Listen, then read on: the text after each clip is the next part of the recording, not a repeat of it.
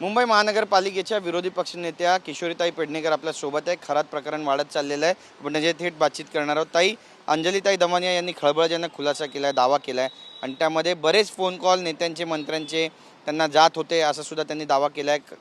तुमची प्रतिक्रिया?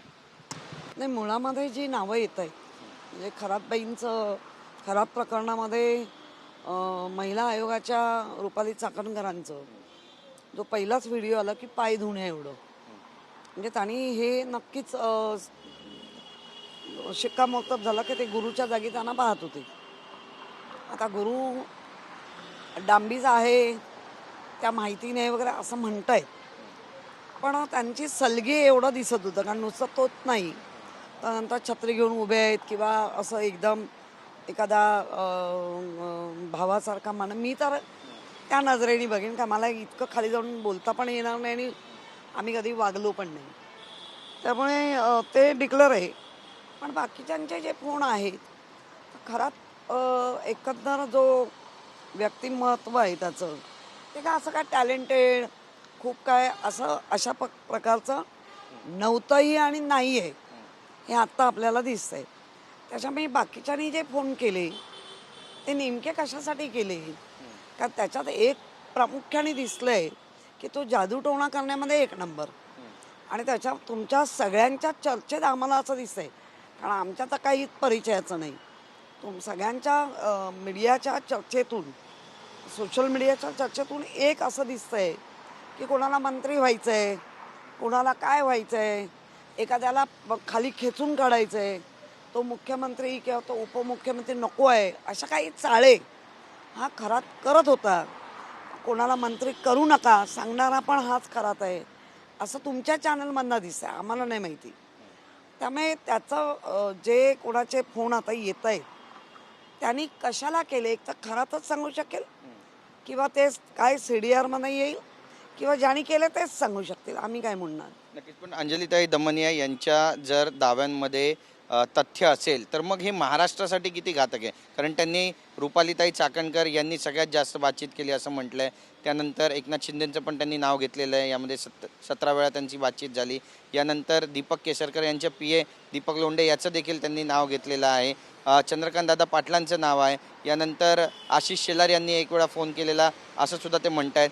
हे सगळ्या नेत्यांची नावं यामध्ये समोर येत आहेत प्रामुख्याने.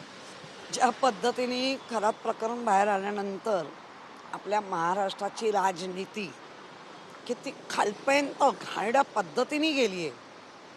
म्हणजे स्वतःचं कॅलिबर वापरणं, बुद्धिमत्ता वापरणं हे न करता फक्त आणि फक्त जादूटोणे करून ज्या पद्धतीने हे सगळं मिळवत आहेत किंवा मिळवलं आहे ते लोकांसमोर येतं आहे. आणि त्यांच्या ह्याच्यामध्ये रक्त देण्याची जी पद्धत आहे असं आपल्या माध्यमातून कळलं आहे. आणि ते आमच्या नीलमताई अंधारेंनी पण बरेच पुरावे किंवा ते म्हणजे रिंग फिंगर त्याचं रक्त कसं दिलं गेलं असावं आणि ते हाताला लागलं. त्यांच्या हाताला लागल्यानंतर तटकरेंचा पण सेम, मग तटकरे सांगतात दरवाजात अटकला हात, त्या पण तेच सांगतात दरवाजात म्हणजे काय खरं काय मानावं लोकांनी. पण दरेकर असं म्हणतं, प्रवीण दरेकर, की एकदा दोनदा जर कॉल केला तर मग त्यांना दोषी ठरवणं योग्य नाही. मुळात आपण कोण ठरवणार आहे?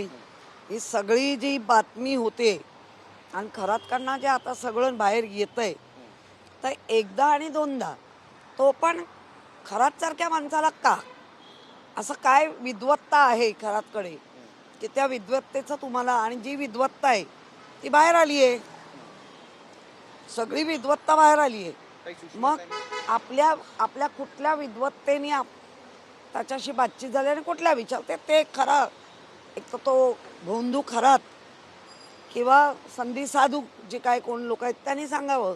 177 फोन कॉल झाले रुपाली चाकणकर आणि खरात यांच्यामध्ये.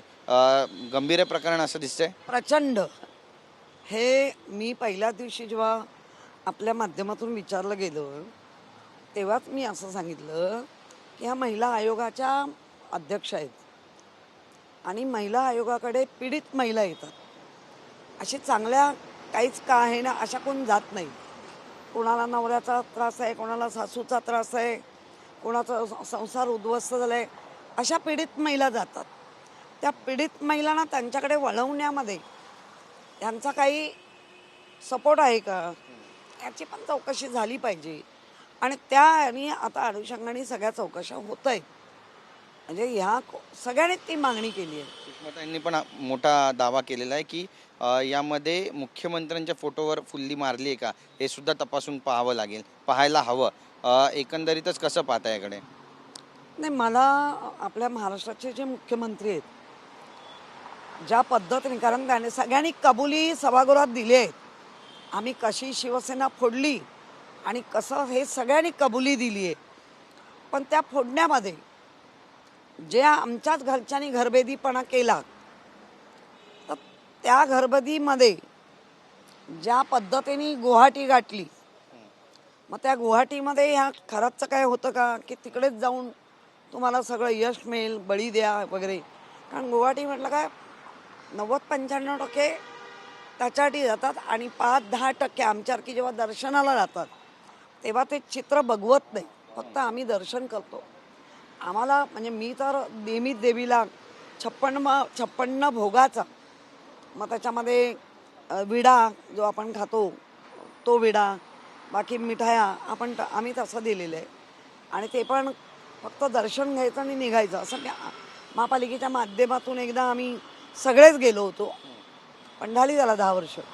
पण हे आत्ता जे काय आलं आहे गुवाहाटीचं महत्त्व 2022 पासून, आणि त्याच्यानंतर हा असा बुवा जो रक्तपात करून विजय मिळवून देतो आणि म्हणून मंत्री महोदय, संत्री महोदय सगळे तिकडे जातात, असं ह्या सगळ्या माध्यमातून जे कळतंय ते महाराष्ट्राच्या राजकारणाला रसातळाला नेण्यासारखं आहे.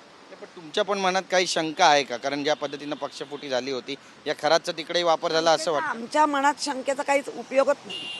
आम्हाला शंका हीच आहे की एवढा मोठा उठाव ज्या ज्या कारणासाठी केला, ती कारणं आता तुमच्यासोबत होत आहे, आता कुठला उठाव?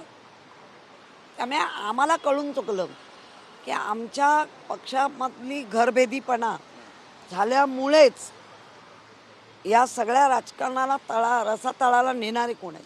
नक्कीच. साहेब पटेल आणि तटकरेंनी 16 फेब्रुवारीला एक पत्र दिलं होतं निवडणूक आयोगाला, आणि यामध्ये कार्याध्यक्षांना सुद्धा अध्यक्षांप्रमाणेच राईट्स देण्यात यावे असं त्यात नमूद होतं.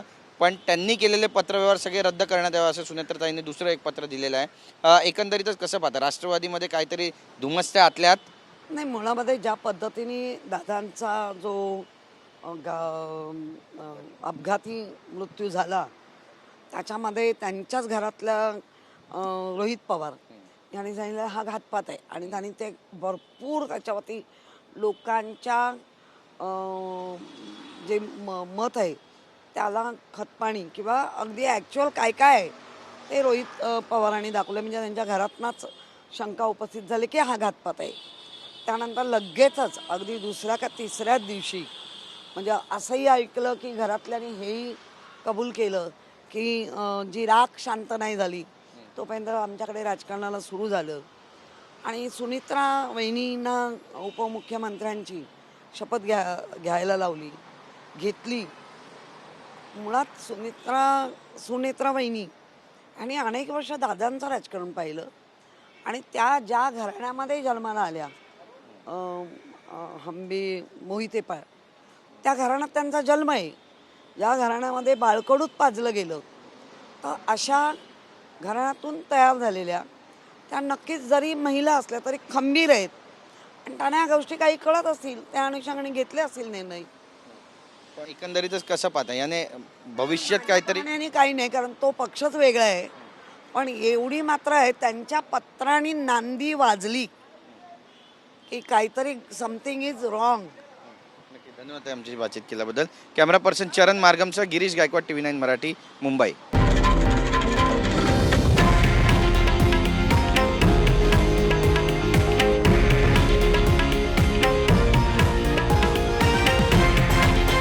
हे आहे देशातील नंबर 1 न्यूज नेटवर्क आणि आपण पाहत आहात TV9 मराठी, एकमेव.